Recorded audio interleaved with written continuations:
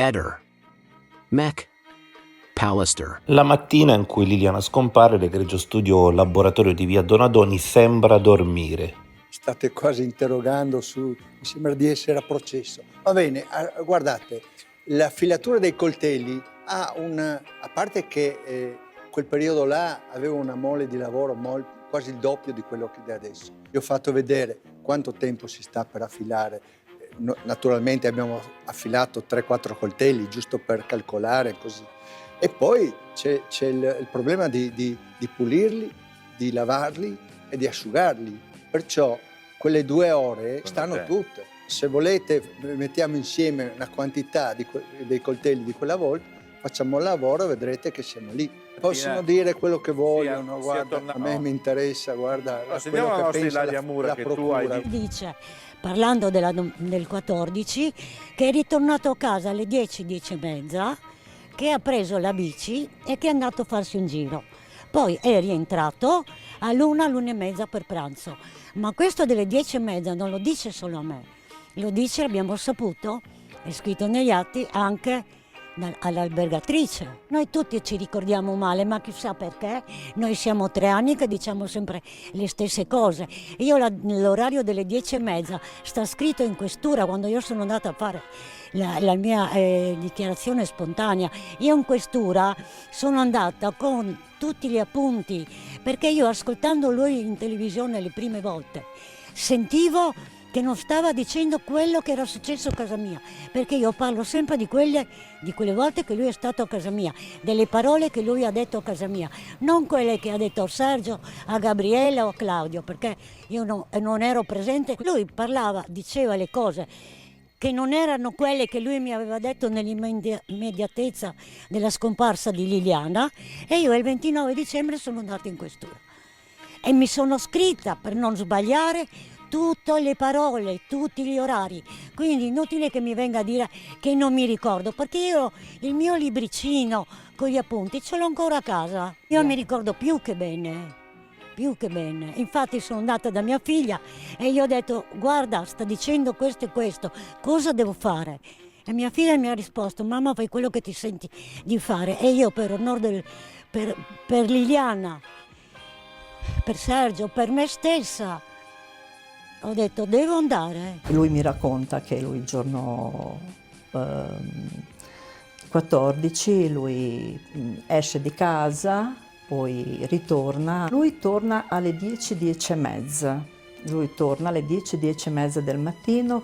Questo naturalmente te l'ha detto lui. Sì, il giorno 18. Però non si preoccupa perché sapeva che Lili usciva per fare le compere, eccetera. Lui dice che quando torna a casa lui non trova la Lili a casa e non si preoccupa.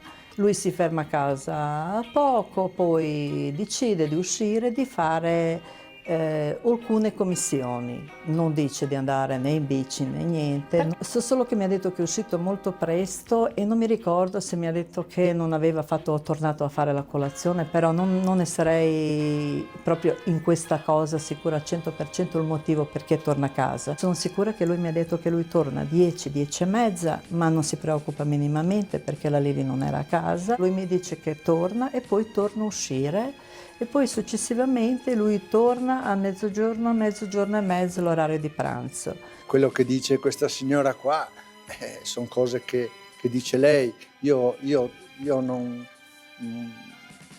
credo di aver parlato con lei di queste cose, perché noi andavamo in questo albergo, ci trovavamo bene, qua e là. Io, dopo che è successo il fatto di Liliana, sono stato un paio di volte lì, non ho avuto nessun tipo di cose con questa signora. Voglio dire a Sebastiano, mi mancava l'Amarano, mi mancava.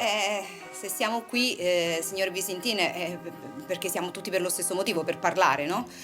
Ma voglio dire, queste cose non è che le dicono loro, queste cose Sebastiano le ha raccontate a loro, perché queste persone le hanno riportate nell'immediatezza dei fatti. Cioè noi abbiamo una SIT di Silvia Radin dopo paio di settimane dopo la scomparsa di Liliana non era ancora stata ritrovata, dove lei ci dice queste cose, cioè che Sebastiano le aveva detto di essere rientrato a casa intorno alle 10:30. Lo dice lui in questura. Lo dice a verbale, lo dice lui, lo dice Ma non è Sebastiano, così. di essere rientrato a casa Non è così. alla mezza, a mezzogiorno. Vabbè, Sono È le stato 13:45 è stato poi, no? tutto verificato. Se io Sebastiano- devo andare avanti in questa situazione qua, mi prendo, vado via. Innanzitutto anche il giro in GoPro presenta tutta una serie di anomalie che ancora devono essere chiarite, perché e questo è uno dei punti che il GIP ha ordinato di fare alla procura.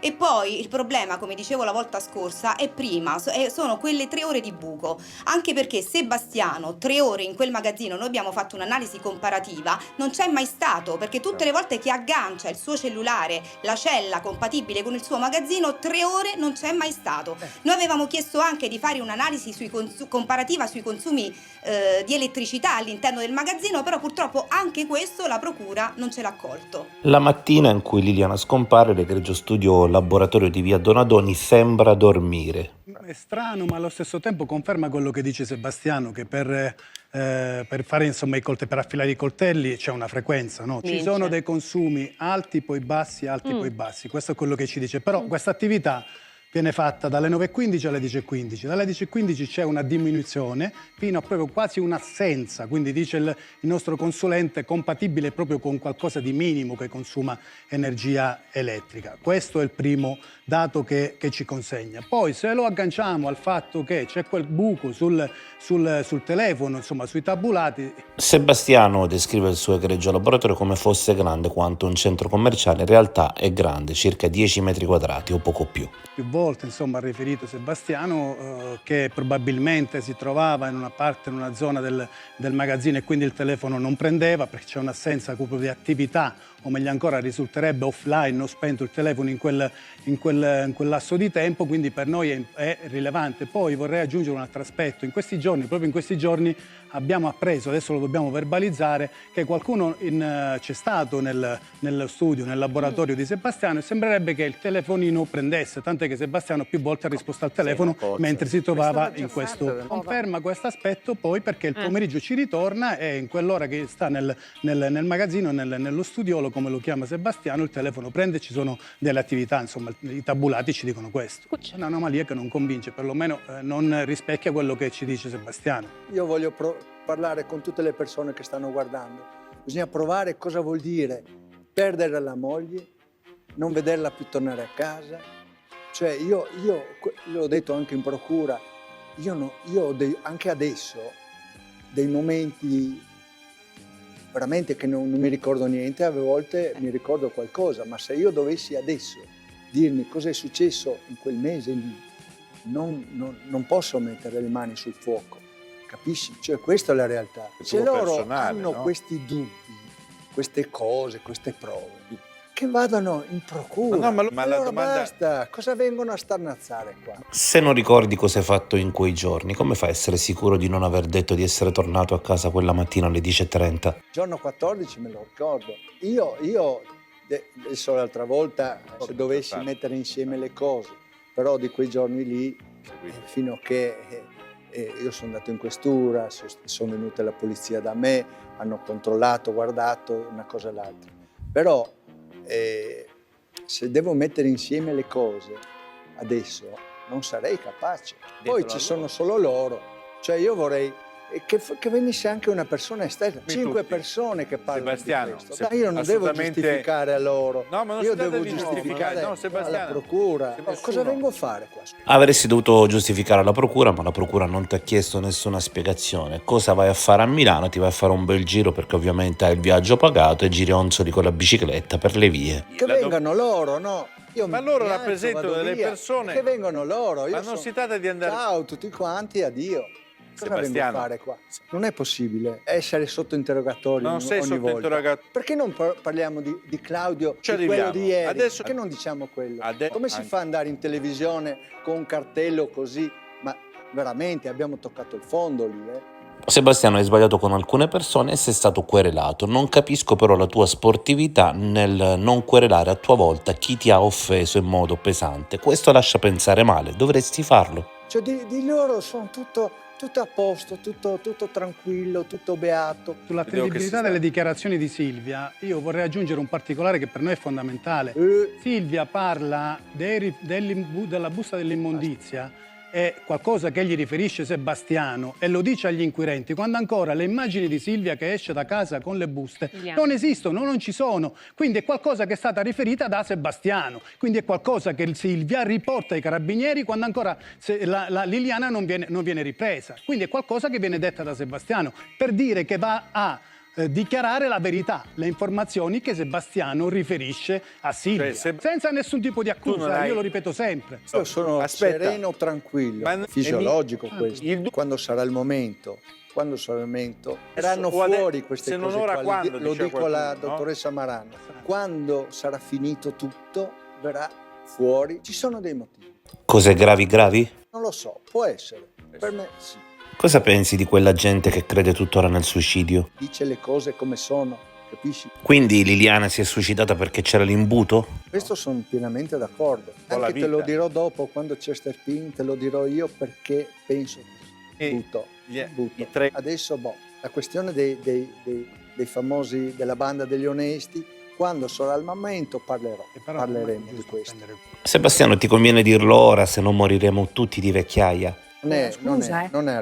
Io non ho niente da contenuti, nascondere. ma- Giudizi su queste persone e Cognato. possiamo parlare. mi pare, Capisci? sei tu che Del parli. fratello, Perdonami, hai della perso cugina, tua moglie. C'è la Grazia procura, dice. c'è la Ma quando? procura dei parenti, è una cosa completamente diversa. ma dico, cosa aspetta? Quando la procura avrà messo insieme le cose, che dirà è successo questo, quando saremo qua tutti quanti, allora parleremo di uno, Però dell'altro. stasera hai detto quest'altro. Come diciamo qui dal primo giorno, tu hai sempre sostenuto il suicidio, poi per facciata qualche volta hai fatto credere di pensare ad altro. Ma se così fosse, quindi Sterpin è innocente. Diciamo, certe cose te lo dirò più tardi. Io Pronto? vengo accusato di Si essere parla. l'assassino di mia moglie. Ma Ecco, nessuno giusto? l'accusa, però se Capisci? ne viene No, parlato. capisci? No. L'accusa Io se ha vengo delle qua, cose da dire, sono deve accusato di essere l'assassino di mia moglie. Quando Questo- sarà il momento io dirò certe cose. Quella mattina, mentre Liliana scompariva, Claudio Sterpin è nella sua abitazione fino alle 12 e tot minuti, dopodiché va alla Wind.